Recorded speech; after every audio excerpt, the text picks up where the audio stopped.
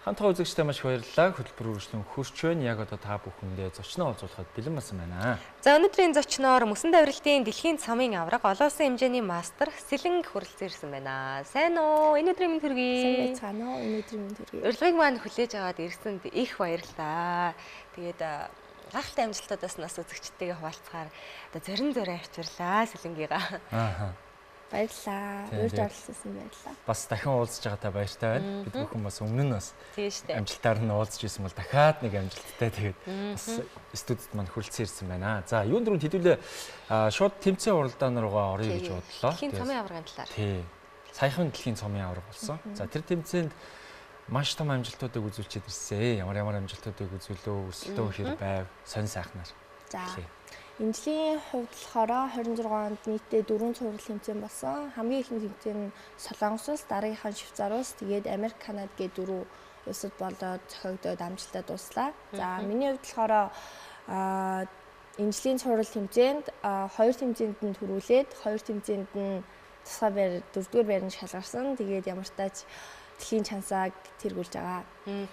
Дэлхийн чансааг 2 дахь жилдээ. Тий, 2 тэргүүлж байгаа. Ингээд сонсохоор бүр ингээд бахархмаар үнэхээр гой санагддаг.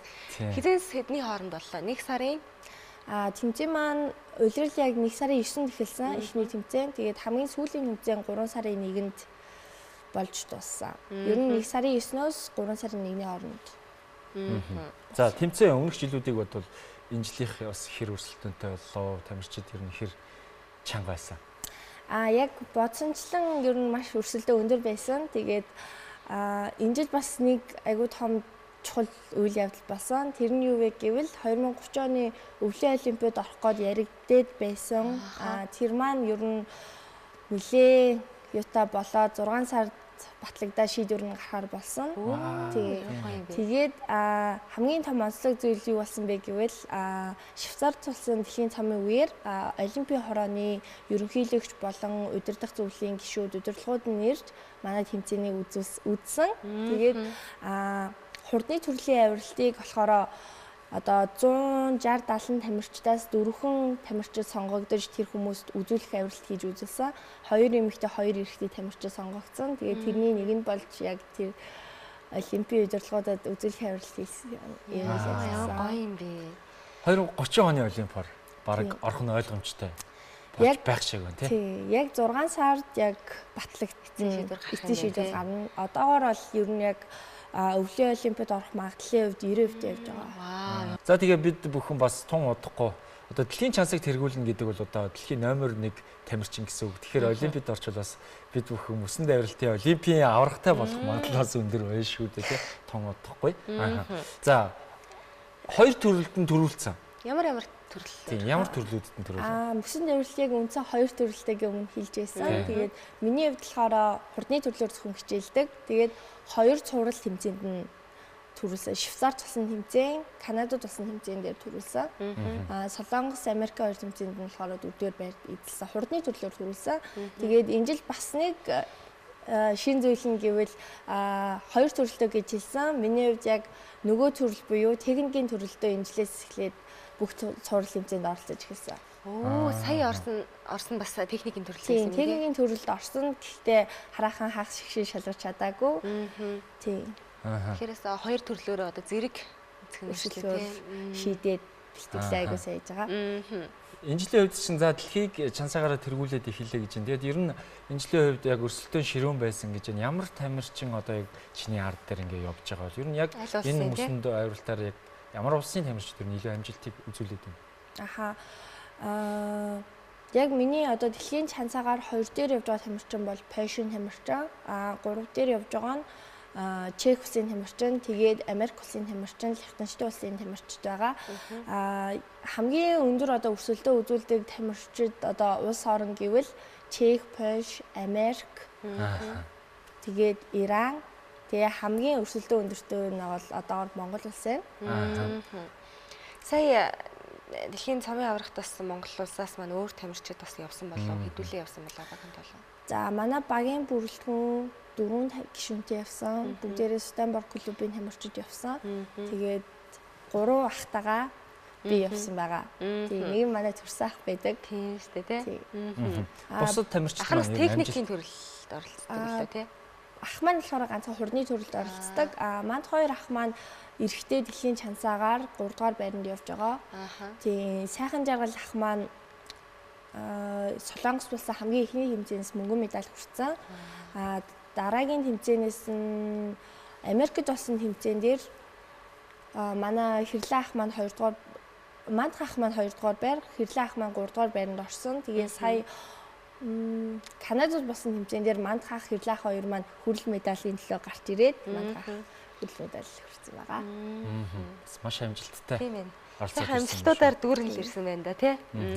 Тэгэхээр яг оролцсон тэмцээн болгондоо медальтай байдаг гэхээр манай Монголын яг мөсөн давиралтын баг тамирчид бол бас дэлхийд нэлээд ширүүн өрсөлдөөн нэг үзүүлдэг байх нь тийм. Яг хурдны төрөлд бол Монгол улсын баг тамирчид хамгийн хамгийн хүчтэй өрсөлдөгчдийн нэг гэж бус орны тамирчид бол хардаг. Ер нь одоо ойрхон тэмцээн уралдаанууд бас юу вэ? Томоохон. За одоо улирлын чанартай спорт учраас, өвлийн спорт учраас яг 1 сараас 3 сарын хооронд олон улсын хэмжээнд маань болоод дуусчдаг. Тэгээд бус үед нь бол бэлтгэлээ хийдэг. Тэгээд би мөн давхар спорт авиралтаараа хичээлдэг. Тэгээд 10 сард Азийн наадам Японд болно. Тийм Азийн наадамд оролцсон. Одоо гол зорилго нь бол 10 сарын Азийн наадам тийм. Нэрэл улирлын чанартай тийм. За түрүүн бас ярианд дурдгдсан Сутенборг клубын талаар бас асуумаар байна. Одоо мөсөн давиралтын сонирхож байгаа тамирчид, сонирхогчид ер нь аль хэрэг тоо нэмэгдэж байна. За миний хувьд болохоор Сутенборг клубт харьяалагддаг. Тэгээд манай Сутенборг клуб нь болохоор 45 жилийн түүхтэй клуб байгаа. Энэ жил яг 45 жилийн айн болж байгаа. Тэгээд энэ айгаараа бас нэг том зүйл нь бас гэвэл одоо олон улсын хэмжээнд 4 тамирчин оролцоод дөрүүлээ яг бүх сурал тэмцээнээс медаль хүртсэн юм том амжилтыг үзүүлсэн. Тэгээд Сутенборг клуб нь Монголд идэг ганцхан олон улсын стандартад нийцсэн ханыг Говьтай аймгийн Тонхил суманд барьсан байгаа. Тэгээд тэнд бол Тонхил сумын одоо яг бараг үндэсний спорт гэх юм одоо хичээлдэггүй хүүхэд гэж байхгүй. Ямар гоё юм. Маш олон хүүхдүүд одоо сургуулийн 400 500-аад хүүхдүүд бүгдээрээ хичээлдэг, спорт авирлаар хичээлдэг, тийм бэлтгэл сургуультаа хийдэг. Тэгээд олон улсын хэмжээнд арай гарах болоог байгаа жоох хүүхдүүд байгаа болохоор тийм бэлтгэлийн хийхээ байлгаж байгаа. Гэтэ ямар гоё юм бэ те. Тэгээд маш олон сонирхогчид нэмэгдэн гэсэн үг. За тэгээд бэлтгэл сургуульд хийх тийм талбайтай хантай болсон гэхээр одоо яг говьлтад байгаа бол одоо тамирчдад маань тийм байна. Маш том дэмжлэг гэсэн үг шүү дээ. Энд чинь одоо ханаа өөрсдөө босгоод ингээд бэлтгэл хийнэ гэдэг чинь бол бас хэцүү байдгаа гэд хэлжсэн шүү дээ тий. Олдоц бас одоо жоохон бага байдаг ч гэдэм үү тий. Мөнгө санхүү айгуу ихтэй байдаг. Ер нь өсвөрийн хүүхдүүдийн одоо яг олон улсад өрсөлдөх тийм тэмцээн уралдаан ер нь хэр болдго юм бол? Зөндөө болдог. Спорт авирлын төрөлд бол маш олон болдог. Мөсөн авирлын хувьд болохоор жилд нэг удаа дэлхийн аварга залуучууд дэлхийн аварга шалралт тэмцээн гэж болдог. Магадгүй эх жилээс дүүнрээ аваад залуучууд дэлхийн аварга шалралт тэмцээнд оролцох хаа гэж бодож байна. Тийм байна. Нэг одоо яг өөрөө ингээд дэлхийн чансааг тэргүүлсэн ингээд энэ спортоор хичээлээ явж байгаа. Тэгвэл яг одоо яг чиний чамааг даагж байгаа ч юм уу нэг юм өсвөр насны бага насны тийм тамирчин байна уу одоо яг чам чи ингээд өөрөө бэлтгэж байгаа ч гэдэм юм уу?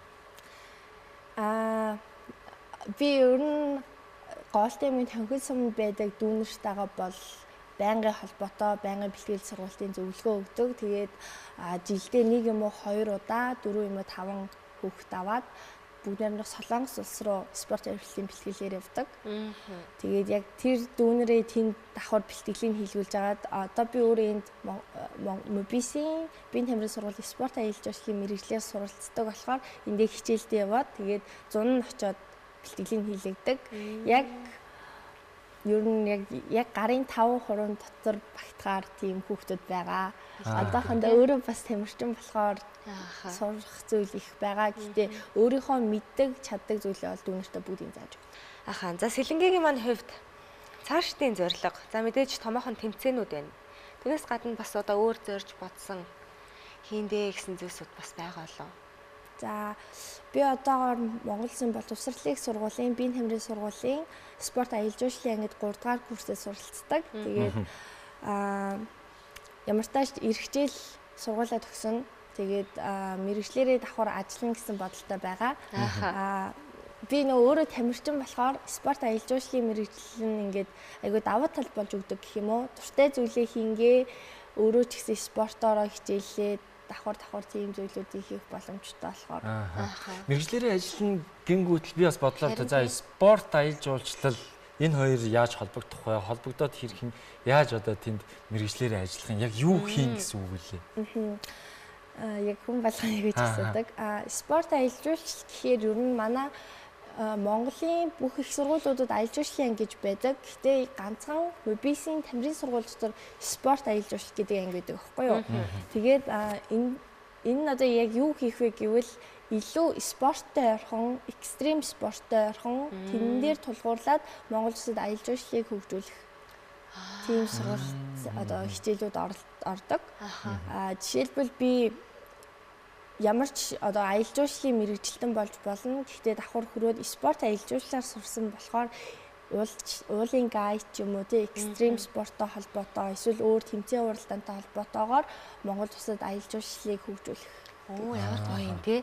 Одоо яг нөгөө жуулчдын хүсдэг одоо юм экстрим зүйл хийхийг хүсдэг ч юм уу спорт одоо авиралт хийхийг хүсэж байгаа ч гэдэг юм уу. Тэрийг яг заанга бас ингээд хамтдаа жуулч таагаад явах боломжтой гэсэн үг юм шүү дээ.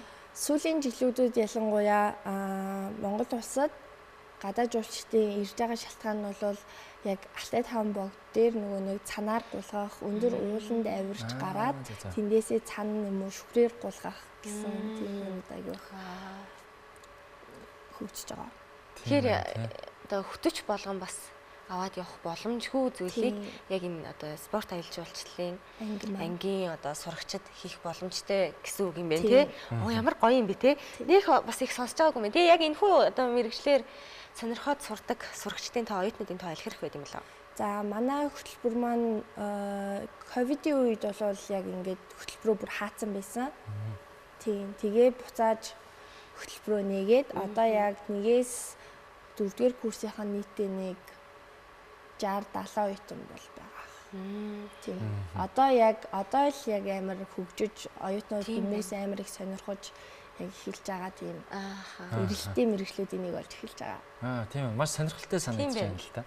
Тэгээд яг одоо Монголд чинь яг түрүүний хэлсэнчлэн экстрим одоо аялал ийм зүйлийг хийхэд одоо манай орны хувьд яг хэр тохиромжтой орн байна. Яг тийм газрууд баазууд ч гэх тийм нөхцөл байдлууд нь яг тийм бүр их байдаг болов.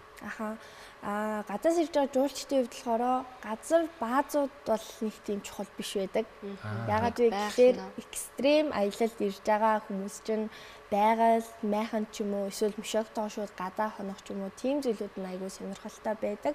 Тэгээ Монгол өрний хувьд бол ер нь маш боломжтой гэж бодож байна. Цаг агаар хувьд ч гэсэн тийм. Цаг агаарын хувьд ч гэсэн айгүй боломжтой. Тэгээ байгалийн бүтцийн хувьд ч гэсэн тийм. За тэгэл дараа жил сургуулаа төгсөөл дэлхийн номер 1 чансаг тэргүүлдэг тамирчнаар бас гайд хэлгээ тэр сонирхолтой спортоор хичээлэн биш хийнгээ бас аялаад яваад байх боломжтой байна шүү дээ. Гоё юм аа. За хэдүүлээ ярианы төгсгөлд тэмцээнэр рүүгээ эргээд орё. Ер нь яг одоо яг ойрхон байгаа хамгийн том тэмцээн уралдаан бол байхгүй юу? Одоо яг хамгийн ойрхон байгаа нь 10 сард Азийн наадам байна. Азийн наадам л байна тий. 10 сард гэдэг чинь одоо яг намар гэсэн үг тий. Тэгэхээр тэр хугацаанд бэлтгэл хаана нэгдэх вэ? Одоо энэ чинь удирдлагын чанартай бэлтгэл хийгддэг учраас 100 яах юм бэлтгэл. За миний хувьд болохоор Монгол Улсын гавьяа тусалжуулагч хос хоёр агш дээр хүчний бэлтгэл хийдэг. Жилийн 4 үйлрэл хийдэг. Яг мөсөн авиралтын үндсэн авиралтын бэлтгэлээ 11 сарын дундаас эхлээд хийж эхэлдэг. Тэр болтол одоо бүтэн хавар намар зун нь болохоор хүчний бэлтгэл хийдэг. Тэгээд Солонгос улс руу явж бас авиралтын бэлтгэл, спорт авиралтын бэлтгэл хийдэг байгаа. За маш их баярлалаа. Бидний ярилцах хугацаа өндөрлөг төгсөн байна. Сэлэнгээтэйг уулзахаар бас байнга л ийм гоё шин сайхан мэдээнүүдийг хуваалцж идэг. Тэгээд бас нэвтрүүлгийн төгсгөлд одоо хайртай хүмүүстэй гоё мэдчилгээ төшөөлөл тээ. Тийм бас тэмцээн уралдаанд оролцоход одоо ойр тойрны болоод тээ маш олон хүмүүс одоо ингэж сайхан дэмжиж яадаг болоо гэж бодож байна. За Тэгээ ямар ч тааш баярлаа. Гэр бүл найз нөхөдөө бүгдэнд нь маш их баярлж байна. Үргэлж юу ч болсон засаж дэмждэг. Тэгээд Стенборг клубын хамт олондоо маш их баярлаа. Тасалжуулагч аж Монголын гавьяа тасалжуулагч Хосгор агчтай маш их баярлаа гэж хэлмээр байна. Тийм. Тэгээд Монголын боловсролын их сургуулийн, биеийн хамрын сургуулийн хамт олондоо болон спорт аялал жуулчлалын хөтөлбөрийн хамт олондоо маш их баярлаа. Говьрдны гишүүрийнхээ хамт олонд маш их баярлаа. За чамд бас маш их баярлалаа. Тэгээд Монгол улсынхаа нэр хүндийг бас маш олон орнуудад ингэж өндөрт өргөж ингэж дэлхийн чансааг тэргүүлж явдаг чинь маш их баярлалаа гэж бас хэлмээр байна. За урьж олсон баярлаа. Баярлалаа. Өнөөдрийн зочноор Мөсөн давиралтын дэлхийн цомын авраг олон улсын хэмжээний мастер Сэлэнгэ оролцлоо. За хөтөлбөрийн дор шамт хийсэн үзэгчдэд маш их баярлалаа. Хөтөлбөрийн төрөд өндөрлөж байна. Маргааш энэ цагт эргүүлцлаа. Тэр баяртай.